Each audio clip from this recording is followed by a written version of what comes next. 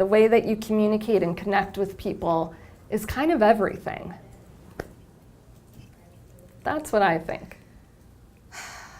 When you search the internet for personality types, you find millions of results tempting you to classify yourself as one of a variety of things. Who are you, they ask?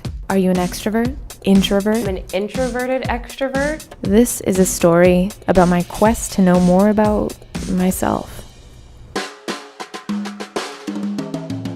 I'm Jackie. I love expressing myself through my work, but I don't like to be the center of attention. I spend a lot of my time alone, and I kind of like it that way. I can be charismatic and friendly, but it tends to wear me out. Which is to say, I guess I'm an introvert. But is that it? What does that really mean? And is it holding me back? Generally speaking, introverts lose energy after long periods of social interaction. They're super sensitive to external stimuli, and extroverts are the opposite. They're naturally energetic and enthusiastic. But I wanted to know where this whole binary conception of introverts and extroverts came from in the first place. So I met up with Pepperdine University psychology professor, Dr. Steve Rouse, who's down for a selfie. Could you sit up a little bit more? Sure. Just like adjust in your seat. A lot of times in everyday language we talk about introverts and extroverts as though those are two entirely different groups of people. And that's really not the case. What we see from research is that it's a dimensional characteristic. The reason why people think of introverts and extroverts as two different groups of people may be because of the history of the concept. The person who really introduced that concept was Carl Jung. Meet Carl Jung. Well, that's Carl Sagan. Isn't he charming? This is Carl Jung. Carl Jung was a psychiatrist in the middle of the 20th century. Carl Jung had the idea that we all have kind of an introverted ability and an extroverted ability, but some people lean more toward the introverted side and other people lean more toward the extroverted side. Today, there aren't very many people outside of psychotherapy and psychiatry who really consider themselves to be ascribing to a Jungian theory. But his binary conception of personality does persist in one incredibly potent way: the Myers-Briggs Type Indicator. The Myers-Briggs test was developed in the 1940s based on Carl Jung's typological theory. The idea is that there are four main psychological functions: sensation, thinking, intuition, and feeling, and that every individual is ruled by one of these functions. It was originally used to match women entering the workforce for the first time with jobs that would suit their personalities. The test has taken off and become wildly profitable, but it's based on a theory, not data. In the 1980s, psychologists moved away from Jung's theories of personality and toward something more scientifically motivated, based on language. They developed a test known as the Big Five. It's called the Big Five because it revolves around 5 different dimensions of personality. The first is extroversion.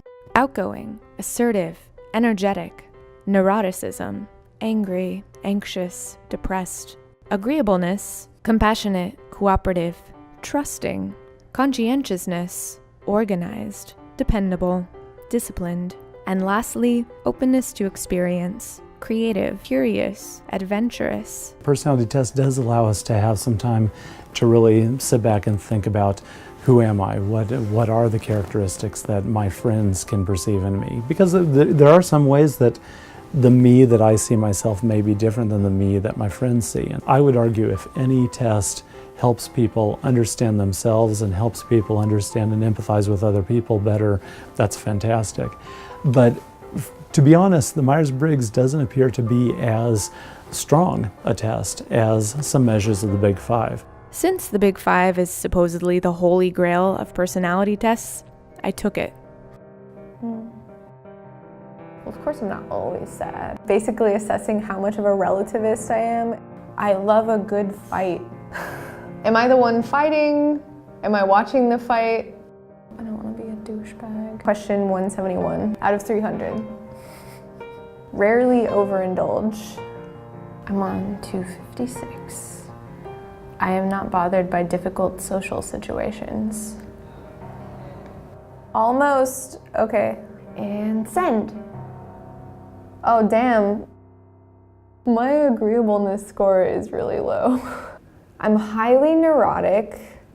I'm easily upset, even by what most people consider the normal demands of living. I'm tough, critical, and uncompromising. People consider me to be sensitive and emotional. Oh my God.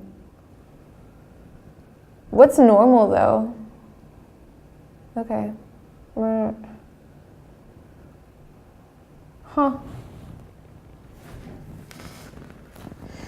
I already feel so weird about all of this. I think I'm closer to being an extrovert than I thought I was. Whoa. What does it mean?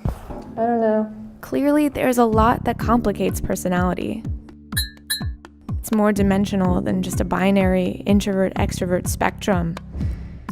According to the test, I couldn't even claim to be an introvert anymore. I feel as though I tripped on my introversion and fell into a deep and complicated well of personality.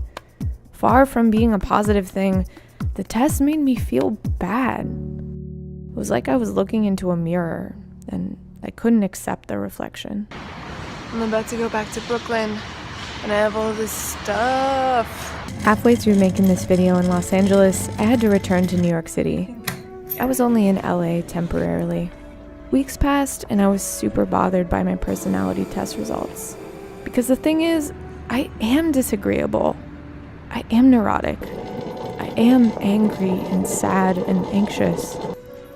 I don't like myself a lot of the time. I wish I was different. Making this video would be a hell of a lot easier if I could just fake my way through it. I wasn't going to feel good about any of this until I unpacked it with someone totally outside of this whole project. Someone with perspective and compassion, because I needed that. This is Connie Wang. She's one of my favorite coworkers, and she always has good advice. Neuroticism 74.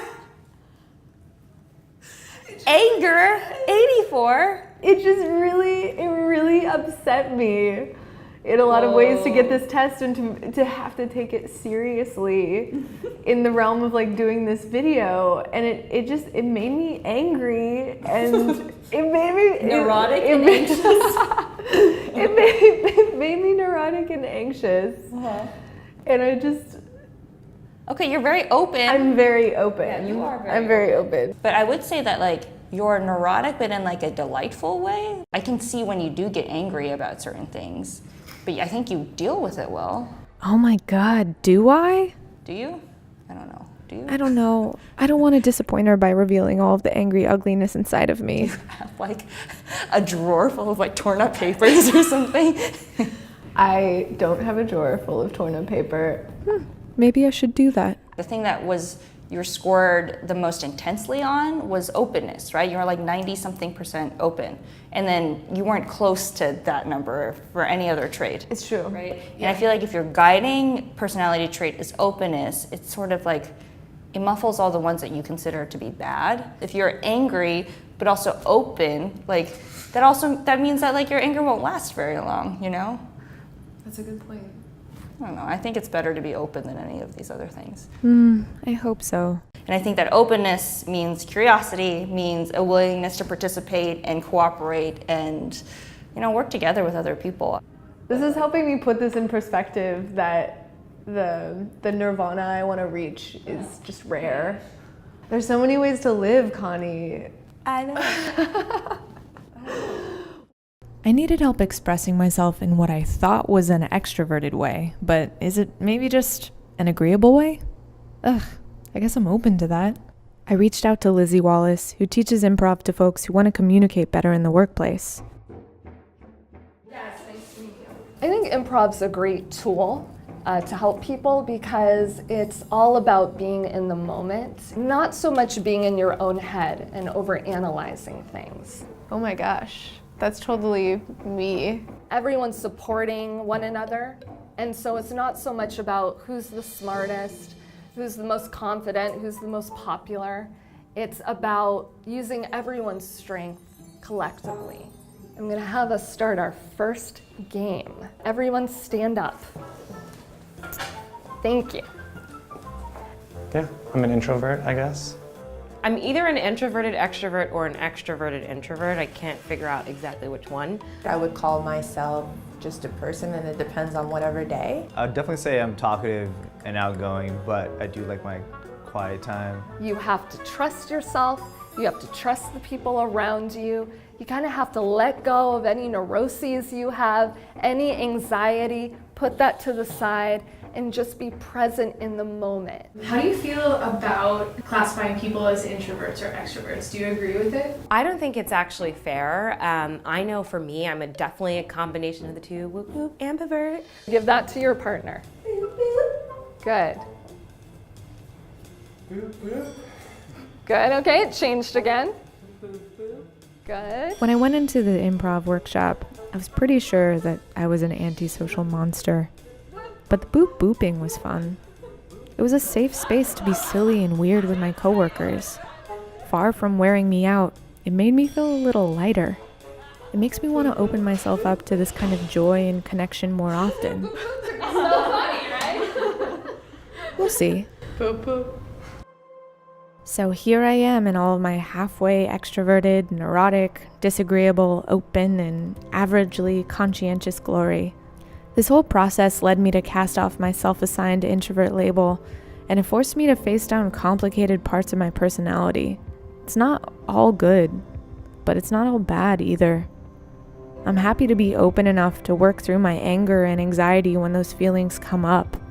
Do I really want to base my understanding of myself completely on a personality test? No, of course not. But it's helpful to have tools for reflection and self-awareness. What do you think?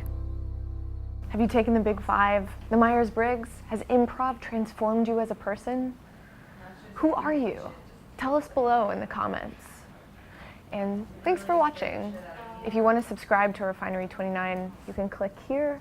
And if you want to watch more videos, click here.